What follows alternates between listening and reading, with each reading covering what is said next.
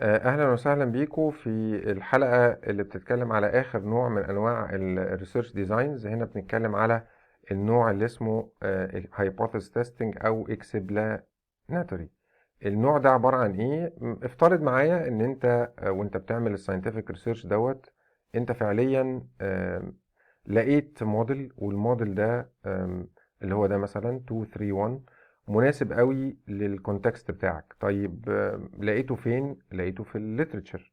طب هل ممكن يكون ده نفس الموديل السابق للريسيرش بتاعي؟ ممكن تكون انت نفسك اللي بتكمل الخطوة الثالثة دي يعني.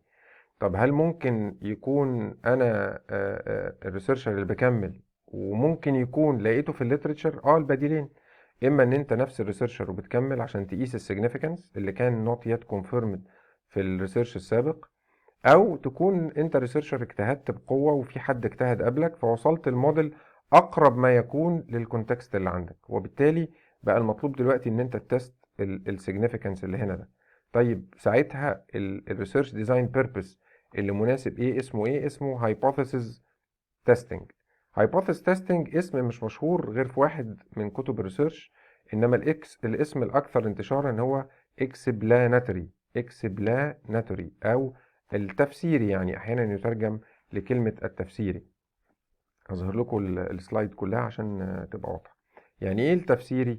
يعني هو الريسيرش اللي هو بيدور على الكوز اند ايفكت. كوز اند ايفكت يعني ايه؟ السبب والنتيجة. طب السبب والنتيجة دي نعرفها ازاي؟ ليست فقط الكوريليشن، لان احنا دايما بنقول خلي بالك ان الكوريليشنز اللي هي هنا دي does not mean causality. السببية، الارتباط لا يعني السببية. correlations does not mean causality. انما كل causality، كل سببية معاها correlation او مبنية على الكوريليشن. طيب هنقول ده بالتفصيل، انما اللي يهمنا هنا انه الهايبوثيس تيستنج او الاكسبلاناتوري ريسيرش هو اللي هيدور على الكوز اند افكت، بمعنى انه يقيس يا ترى مين من الفاريبلز السيجنيفيكانت. هنا لما بدأنا كنا عارفين ان variable 2 و 3 و 1 معانا وليهم relation وليهم amount و direction. لما جمعنا data و analysis و conclusion للريسيرش ده لقينا انه variable 2 هو السيجنيفيكانت.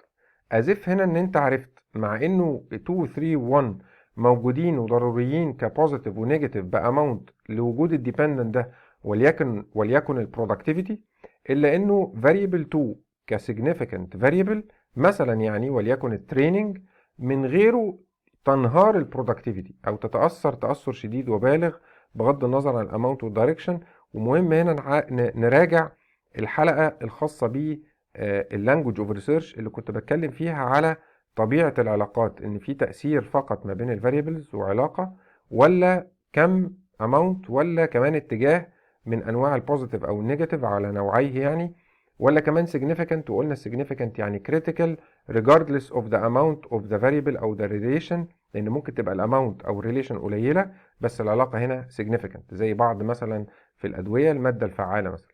زي مثلا عندنا لو بنتكلم بيزنس ومانجمنت وهيومانيتيز، هيبقى عندنا مثلا البرودكتيفيتي، ممكن يبقى السالري مثلا او التريننج او مثلا الريكريشنال بلانز او التالنت مانجمنت، ممكن تبقى very very critical بغض النظر عن وجود الآخرين. طب هل نلغي الآخرين؟ لا، وجود الآخرين مكمل، إنما اللي بيعمل علاج حقيقي واللي بيسبب الأثر أو النتيجة إن يطلع لنا dependent هو الفاريبل السيجنيفيكانت ده.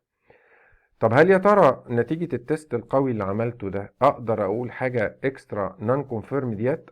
بتكون إيه؟ غالبا يعني بتكون إن أنت تقدر تقول إنه أنا أقدر أكليم أو أعتقد إنه محتاجين further studies، لان انا شايف انه السيجنيفيكانس ده ممكن يبقى شغال او effective او low impact او valid في other 9 elements. 9 elements يعني ايه هنا؟ يعني context اخر او سياقات اخرى. وبالتالي الريسيرشر يقدر يقول ويدعي انه ايوه انا بقول انه الريسيرش بتاعي ده والاوتكم بتاعه valid مثلا، يعني بيعالج الناس في المنطقة دي في البلد دي، انما لان في تشابه كبير ما بين الناين اليمنتس اللي انا درست عليها الريسيرش واذر ناين اليمنتس، انا بدعي انك تاخد الدواء ده تجربه في مناطق اخرى. وده حقيقي بيحصل بالذات في حاجات ليها علاقه بالفيزيكال او التانجبل او الفيزيكس او بالكيمستري انجينيرنج، اي حاجه في العلوم الطبيعيه. اما العلوم الانسانيه اللي هي الهيومانيتيز ومنها الفرع الخاص بالبيزنس مثلا والمانجمنت، ممكن ده يبقى صعب شوية ان احنا بسهولة نقدر ندعي او نقول ان الاوتكم measuring significance ده valid في other 9 elements او context او سياقات اخرى، لان السياقات الاخرى الحقيقة في الهيومانيتيز بتختلف وبتتنوع بشدة ما بين السياقات الاخرى او المكونات والاماكن الاخرى. طيب دلوقتي بقى عندنا 3 انواع من purpose of research design: exploratory، descriptive، hypothesis testing، والاسم الأكثر انتشارا explanatory. ليه؟ لأنه hypothesis testing بتشير وتوحي وكأنه النوع ده هو اللي بيتست الهايبوثيسز. لا، الحقيقة مش لازم، ده الرأي الأضعف في الساينس. فكرة إن الهايبوثيسز تيستنج هي اللي بتقيس السيجنيفيكانس فقط، لا. ليه؟ لأن هنا عندنا hypothetical statement وهعمل لها تيست. يعني هنا كده عندنا hypothetical statements، واتفقنا ان التستابيليتي انك تنتج اصلا hypothetical statements. راجعوا حلقه الكاركترستكس والهول ماركس. تستابيليتي يعني هي فيها ليها حلقه لوحدها الحقيقه. تستابيليتي يعني يبقى عندي hypothetical statements بغض النظر عن طبيعتها. طب ما هنا طبيعتها نون دايركشنال بس. طب النون دايركشنال دي لما اقيسها بالديتا واعمل تيست هنا في الاناليسيز، هنا التيست ويطلع ان في ريليشن، طب ما انت عملت اهو hypothesis testing. طب هنا الهايبوثيتيكال ستيتمنتس في الديسكريبتيف هي هايبوثيتيكال ستيتمنت فيها اماونت فيها دايركشن بغض النظر اتش اي ولا اتش نال، انما في الاخر رحت عملت لها داتا كولكشن وعملت تيست هنا تيست، فانت عملت هايبوثيسيس تيستنج وطلعت هنا بوزيتيف ولا نيجاتيف، واختلاف الاماونت والدايركشن عن الليترشر اللي موجوده لانها ما اتجمعتش واتطبقت في الحاله بتاعتك. وعشان كده قيمه الريسيرش بتاعك انه بيتطبق في كونتكست اخر يعني. وبالتالي كلمة hypothesis testing هنا مش في محلها، مش معبرة قوي، مش دقيقة. الأدق explanatory، لأنه فعلا بتوصل لأرقى وأعلى وأعمق درجات التفسير، إنك بتقيس مش بس العلاقة، مش بس الأماونت ولا الدايركشن، أنت كمان قست السيجنيفيكانس اللي هو بيقول لنا فين السبب وفين الأثر أو فين الكوز أند إفكت، وبنبقى فهمنا أرقى المكونات اللي هي الكوزاليتي إلى بنسبة كبيرة طبعا، وإن كان ده في ديبيت في الساينس. وطبعا النوع ده من انواع الريسيرش بياخد وقت طويل ومحتاج تعقيد، يعني هو محتاج يجمع الداتا بشكل كومبريهنسيف. لما هنشوف دلوقتي بقيه مكونات الريسيرش ديزاين هنلاقيها الحقيقه very very much comprehensive وكومبليكيتد علشان تحاول تتست النوع الثالث ده.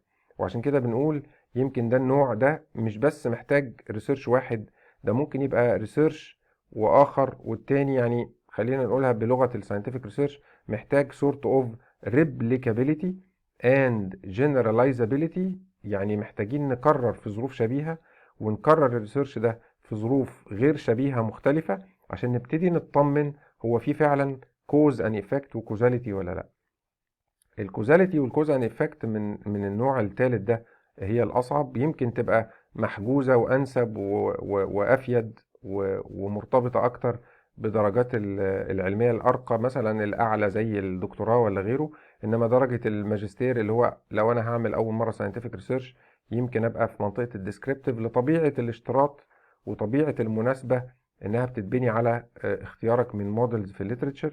احيانا يبقى سهل عليك تلاقي بسهولة scattered relations فتبني exploratory research design، واحيانا يبقى ده الاعقد، يعني علشان تقدر تستوعب الليتريتشر اللي هي عدت المودلز وتروح لاطراف الساينس، الضحل البسيط اللي لسه جديد في الساينس، وتلاقي فاريبلز متفرقه وتقيسها. احيانا يعني من الصعوبه ان يبقى كمان الاكسبلوراتوري ده هو الاصعب.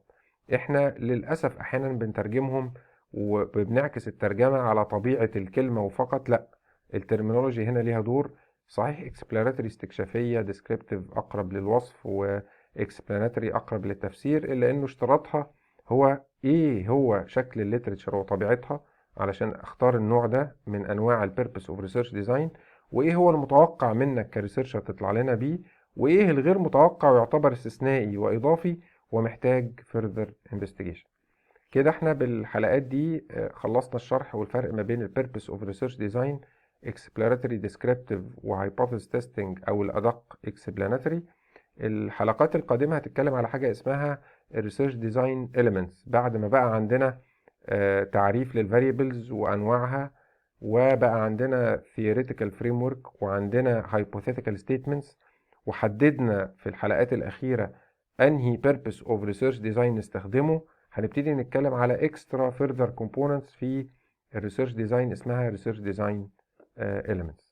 شكرا لحضراتكم، نلتقي في الحلقات القادمة.